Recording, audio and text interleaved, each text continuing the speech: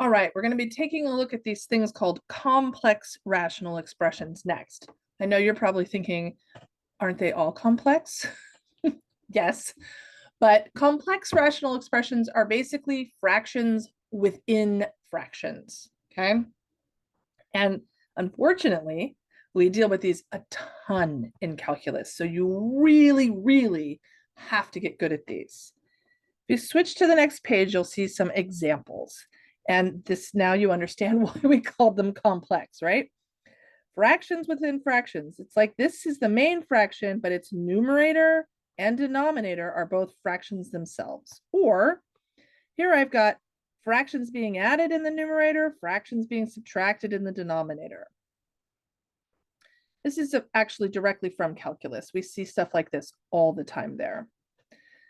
So these are all examples of complex fractions or complex rational expressions, and we need to simplify them. We don't want to work with these things. We need to get them down to one fraction, okay? So there are two methods that we're going to use, and each one is definitely like more useful at a specific time. So I'm going to try to be very clear about when we use each one. Okay. So scenario one is when you have one fraction over one fraction. So in other words, there's not multiple terms. Things are not being added and subtracted in the numerators and denominators. It's just one fraction over one fraction. So let me go back up to these things that we saw here and point out which one of these are scenario one. So if you look at this as the main fraction, I have fraction over fraction. So that is a scenario one. Look at the next one. I have fraction plus fraction over fraction minus fraction. That is not scenario one. It is not just one fraction over one fraction. Same thing here. I have an addition or subtraction, fraction minus fraction. That's not like this one. I have, actually it's even like a whole number or a single variable divided by a fraction. So this is scenario one here, right? Because I just have one, I could write x as a fraction, right? X over one fraction over one fraction. Okay. And I've got more examples down here. And these are the easy ones, because if it's just a fraction over a fraction, flip and multiply. Just turn it into a fraction division problem. Flip the second one and then multiply. It's so simple, okay? So let's take a look at what I have here. I have an x over a 4 over x plus 1. So I have basically an x divided by a 4 over x plus 1. See how we can handle that without much trouble? X over 1 times x plus 1 over 4. There's actually not even any factoring or canceling we can do here. All we did was get it out of this ridiculously complicated looking version and got it into something a little bit more manageable. Okay, you see how that works? So let's look at the second one. Again, fraction over fraction. So I'm just going to rewrite it as the first fraction or the top fraction divided by the bottom fraction. And now I can flip and multiply. And of course, multiply on these means factor and cancel. That's not a 4. That's an 8. I'm working too fast. Okay, so y minus 3 will cancel, and the 4 will cancel with the 8 to give me a 2 down there. So now I have y plus 3 over 2, right? All right, so the fraction over the fraction, without any adding and subtracting of fractions together, that is probably the most efficient way to do it. Scenario 2 is, however, you've got more going on. So again, I said it this way, you have at least one part of the overall fraction that has more than one term. So things are being added or subtracted together. So coming back up to my examples, you can see I have addition or subtraction, more than one term in my numerator or denominator. Actually, both here. Here, my denominator is pretty simple, but my numerator has an addition or subtraction problem in it. Now, what some people will do, and there's nothing wrong with it, is they'll actually do the work of like trying to add and subtract these, which is our next video, and then subtract these, and then turn it into one, like a scenario one. There's nothing wrong with that, but it's a lot slower and a lot more work. So I would strongly recommend you try to get down this strategy that I'm going to teach you here. And what that basically is you are going to, oopsies, sorry about that, glitch in the matrix. You are going to find the LCD of all of the denominators, all of them. So in this case, X, Y, Y, and X are all denominators. So all of the denominators. And then you're going to multiply the top, which would be 1 over X plus 1 over Y, by that LCD, and the bottom, X over Y minus Y over X, by that LCD. And that is going to cancel all of your denominators, your extra denominators, I guess I should say. All right, so let's look at this in action. I'm going to take this first one. And I see that it's a scenario 2 because of the X's, the pluses and the minuses. So I'm looking at these 4 denominators, and I'm going to identify what my LCD is. Well, the largest amounts, the largest power on the X I see is X, and the largest power on the Y I see is Y. So my LCD will be X times Y. Now, I'm going to multiply this numerator by XY and this denominator by XY. Remember, whatever you do, whatever you multiply by on the top, you have to multiply by the same thing on the bottom. So I'm basically, maybe write it like this. I'm basically multiplying this whole fraction by 1.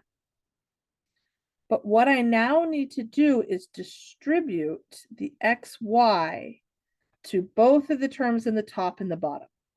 So on this first one, I'm going to be very clear. I have to take that 1 plus X, the first term here, and multiply it by XY, which is the same as XY over 1, right? And then I have to multiply the 1 over Y by the XY. So again, I'm writing this out with a lot of detail on the first one, so you can see how it's working, and then hopefully you will be able to write it with a little bit less steps in the future. So on the bottom, I have the X over the Y that will need to be multiplied by XY. Oops, it's not a plus. It's a minus Y over X, and that also needs to be multiplied by the XY. So that's that distributing the XY to both terms in the top and the bottom.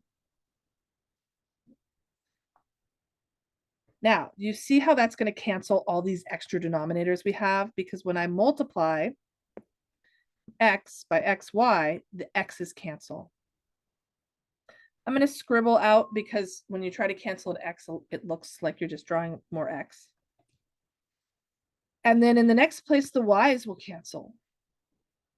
So in my next step, my numerator is just 1 times Y, which is Y, plus 1 times X, which is X.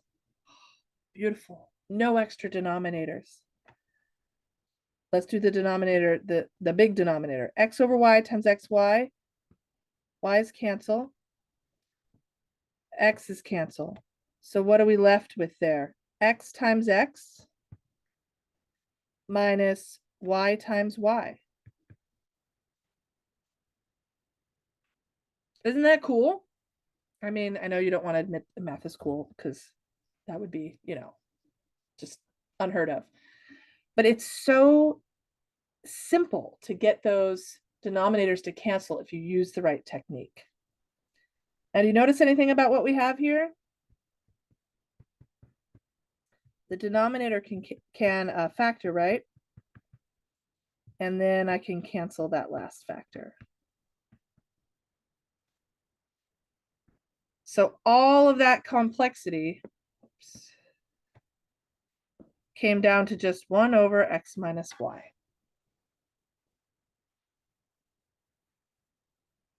Yeah, they look complex, but if you just apply the right technique, you can get them to be much simpler.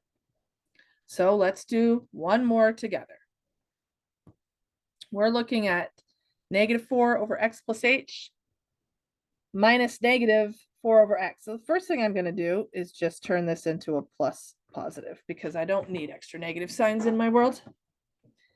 And now we're going to find the LCD. Remember, I know this is scenario 2 because I have addition up here.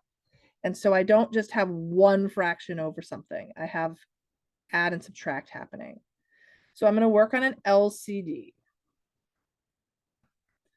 So these denominators don't really factor. So I'm basically left with an x plus h is one factor. And an x as another, you know what, I'm going to put that x in front. It's just cleaner. I have an x is one factor and an x plus h as another factor. So my LCD will just be x times x plus h. And so now I'm going to multiply top and bottom by x over x plus h. Okay, now we're going to see if we can do this without the extra step I wrote the last time. So if I multiply -4 times x plus h, sorry, -4 over x plus h times this, what's going to happen? The x plus h will cancel, and so I'll be left with -4 times x plus, because I didn't turn this into a plus. If I multiply this times this, what will cancel? The x's. So I'll be left with 4 times x plus h.